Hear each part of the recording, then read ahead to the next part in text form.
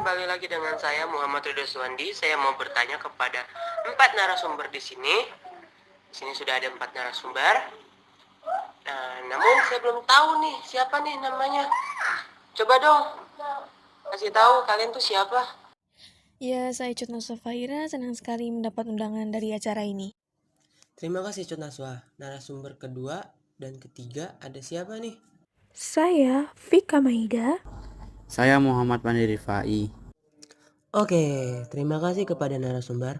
Podcast kita kali ini akan membahas pemilu pertama kali di Indonesia pada tahun 1955. Pemilu. Menurut Cut Naswa, pemilu itu konsepnya seperti salah satu orang memilih kandidat yang sudah terdaftar sesuai dengan kemauan hati sendiri, atau seseorang harus memilih satu kandidat setelah orang ini tahu bebet bobot bibit kandidat tersebut. Wah, langsung pertanyaan ya. Mungkin sedikit santai boleh ya? Maksud pernyataan memilih kandidat sesuai bebet, bobot, dan bibit kandidat tersebut apa ya? Vika tidak boleh menyela karena itu perbuatan yang tercela. Orang awam berpikir kalau pemilu itu ada sesuatu yang wajib untuk diikuti. Cut Naswa bisa berikan keterangan mengenai pemilu itu seperti apa maknanya? Jadi dalam memilih pemimpin, negara biasanya mengadakan pemilu sebagai cara yang disahkan dan diakui oleh negara. Pemilu ini biasanya diadakan untuk memilih presiden dan wakil presiden. Selain itu, pemilu juga diadakan untuk memilih para calon anggota legislatif. Siapa sih orang yang pertama kali mencetuskan agar pemilu ini diselenggarakan? Sekitar 3 bulan setelah kemerdekaan diproklamasikan, Soekarno dan Hatta pada 17 Agustus 1945, pemerintah waktu itu ingin untuk bisa mengadakan pemilu pada awal tahun 1946. Hal itu ada di dalam maklumat X atau maklumat Wakil Presiden Muhammad Hatta tanggal 3 November 1945.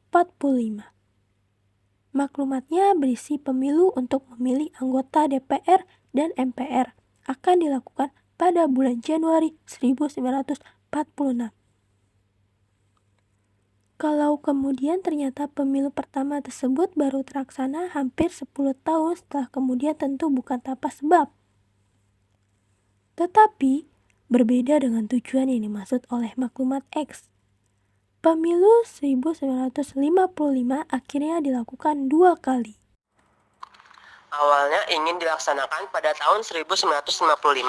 Apa faktor penyebab yang akhirnya pemilu tidak jadi dilaksanakan pada tahun tersebut? Pertama, belum tersedianya perundang-undangan untuk mengatur pelaksanaan pemilu. Kedua, rendahnya keamanan negara karena serbuan kekuatan asing yang mengharuskan negara terlibat peperangan. Walau begitu, bukan berarti tidak ada yang dilakukan oleh pemerintah untuk mempersiapkannya. Seperti itu ya. Omong-omong, pemilu ini biasanya diadakan untuk pemilihan presiden dan atau calon anggota legislatif. Adakah tujuan lain dari pemilu ini? Tujuan terselubung. Apakah ada atau tidak? Ada dong. Tujuan dari pemilu itu agar para wakil-wakil rakyat yang nantinya menduduki kursi pemerintahan memang benar-benar dipilih oleh rakyat, berasal dari rakyat dan akan bekerja untuk kepentingan rakyat. Demikian juga presiden dan wakil presiden. Sedangkan tujuan pemilu sendiri membentuk pemerintahan baru dan perwakilan rakyat yang benar-benar bekerja untuk meningkatkan kesejahteraan rakyat. Jadi, pemilu ini bertujuan untuk mencari pemimpin baru. Oke, kalau begitu, kandidatnya siapa nih? Nah, iya, tujuannya pemilu seperti yang tadi Cut katakan. Saya tahu siapa saja kandidatnya.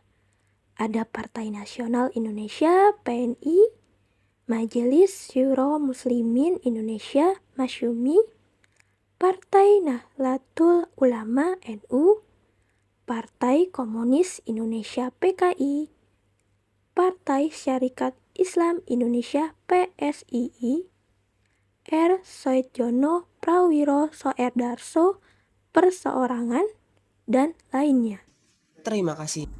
Kandidatnya banyak ya. Selanjutnya, kalau ada kandidat, pasti ada tanggal diselenggarakan pemilunya dong. Tahu nggak sih tanggal pemilu 1955 diadakan pertama kali? Itu gampang jawabnya. Pemilu tahun 1955, pemilu ini dilaksanakan sebanyak 2 kali. Pertama pada 29 September 1955 untuk memilih anggota-anggota DPR. Yang kedua 15 Desember 1955 untuk memilih anggota-anggota Dewan Konstituante. Kalau tempatnya saya tahu. Mereka melaksanakan pemilu 1955 di Bogor, Museum Kepresidenan RI Balai Kirti. Seperti itu ya. Lalu pemilu 1955, siapa yang memegang suara terbanyak sih? Jadi yang menang itu adalah PNI. PNI menang karena perolehan suara banyak dengan jumlah suara 8.434.000. PNI menang dalam perebutan kursi DPR dan anggota konstituante. Hebat juga ya mereka. Tadi disebutkan kalau Partai Nasional Indonesia menang dalam perebutan kursi DPR dan anggota konstituante. Nah, bedanya anggota DPR dan konstituante itu ya apa? Anggota dewan itu adalah orang yang berkedudukan di lembaga-lembaga legislatif, ekuatif, maupun yudikatif. Contohnya anggota DPR. Kalau anggota konstituante adalah panitia atau dewan yang membuat UUD. Biasanya kalau soal pengambilan suara itu pasti ada yang memilih untuk tidak mengeluarkan hak suaranya pada saat itu karena suatu hal yang mengganjal. Nah, kira-kira pemilu 1955 ini ada yang termasuk dalam golongan putih enggak ya? Sayangnya ada. Tingkat partisipasi politik pemilih dalam pemilu tahun 1955 mencapai 91,4%. Dengan angka golput hanya 8,6%. Walaupun kurang dari 10%, tetap sangat disayangkan bukan? Bener juga. Padahal ini kan pemilu pertama kali nih.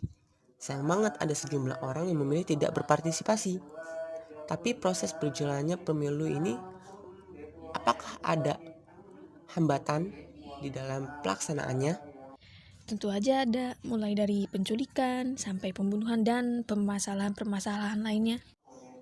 Oh ya? Maksudnya gimana? Jadi ada ancaman di berbagai daerah kayak di Jawa Barat, Sumatera, Sulawesi. Kalau daerah-daerah yang terdapat gangguan keamanan itu ada Aceh, Sumatera Utara, Sulawesi Selatan, sama beberapa kecamatan yang ada di Tasikmalaya. Ada permasalahan yang berada di Jawa Barat, yaitu proses pendaftaran pemilihnya berlangsung lebih lama. Permasalahan berikutnya seperti ada beberapa desa di Kalimantan yang penduduknya buta huruf, ada yang harus menunggu pendaftar dari desa lain untuk melakukan pendataan, permasalahan transportasi baik darat, laut maupun angkutan sungai yang terbatas juga menjadi penghambat tugas panitia pendaftar pemilu. Selama proses pendataan itu, beberapa panitia akhirnya gugur dalam menjalankan tugas akibat tindakan gerombolan-gerombolan yang mengganggu proses jalannya pemilu. Itu contoh gangguan keamanan. Kalau penculikan sampai pembunuhan bagaimana kisahnya? Di Yogyakarta ada yang coba melakukan penculikan ke orang-orang pemerintahan. Kejadian ini ada hubungannya sama konstelasi politik jelang dilangsungkannya pemilu. Salah seorang anggota Dewan Pimpinan Masyumi, Daerah Istimewa Yogyakarta, Kiai Haji Mansur, dengan dibantu beberapa orang dilaporkan akan melakukan penculikan dan penggarongan terhadap tokoh terkemuka yang menyokong pemerintah, PNI, PKI, dan lainnya. Aksi itu mereka rencanakan pada tanggal 12 atau 13 Januari 1954, jam 1 malam. Namun, maksud jahat itu gagal, karena perencanaan aksi telah bocor dan Kiai Haji Mansur ditangkap polisi. Selain kejadian di Yogyakarta, selama masa persiapan pemilu terhadap beberapa panitia yang diculik dan gugur ketika menjalankan tugas, Gubernur Sulawesi Donggeng DG Ngasa melaporkan pada Perdana Menteri dan Menteri Dalam Negeri pada 5 Mei 1956 adanya penculikan terhadap anggota panitia di wilayahnya. Mereka yang hilang adalah Andi DJJ, anggota PPP Pinerang, yang diculik di sekitar Pinerang pada 20 Agustus 1995 di rumahnya dan dibawa masuk ke hutan, dan Muhammad Yunus, anggota PPS Pinerang yang hilang sejak 7 Juli 1955 di sekitar Pinerang. Menurut keterangannya, korban dipaksa masuk hutan oleh gerombolan-gerombolan dengan disertai ancaman. Keduanya belum kembali hingga laporan disampaikan. Kemudian ada lagi nih di Brebes, Jawa Tengah, 10 orang panitia penyelenggara pemilu gugur dalam menjalankan tugas pemilu. Semua korban dilaporkan meninggal akibat diculik. Kemudian mereka dibunuh oleh sekelompok gerombolan pengacau. Tahan, sebentar. Dari tadi saya dengar ada kata gerombolan-gerombolan. Gerombolan semacam apa ya? Mereka itu DI atau TII. Tahu lah ya mereka siapa? Oh, mereka itu Darul Islam atau Tentara Islam Indonesia. Ternyata permasalahannya sangat kejam sekali ya. Lalu adakah pemerintah menanggapi kasus tersebut? Bagaimana respon pemerintah dalam menangani kasus tersebut? Ada banyak banget cara yang dilakukan kepolisian negara untuk memberi rasa aman pada jalannya pemilu.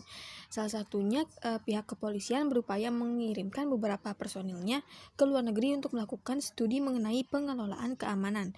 Kepala Kepolisian Negara saat itu, R.S. Sukanto, merencanakan pengiriman 2 rombongan yang masing-masing terdiri dari 3 orang kader kepolisian. Rombongan pertama dikirim ke India, Pakistan, dan Burma, sedangkan rombongan kedua ke Jepang dan Filipina. Perjalanan rombongan ini direncanakan pada Agustus atau September tahun 1953.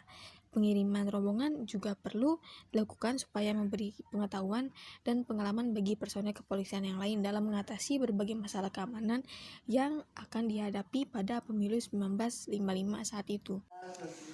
Jadi seperti itu ya gambaran dari kejadian pemilu 1955. Mulai dari proses berjalannya, kandidatnya, bahkan pemenangnya kita tahu. Nah, sampai tadi sudah disinggung juga permasalahan-permasalahan yang terjadi pada saat itu. Tidak terasa ya, sudah 10 menit saya menemani kalian dalam podcast singkat ini. Terima kasih kepada seluruh pendengar podcast kita kali ini. Semoga yang sedikit ini ada manfaatnya. Saya Muhammad Yunus Wandi selaku pewawancara pamit mengundurkan diri. Begitu juga dengan 3 narasumber kita.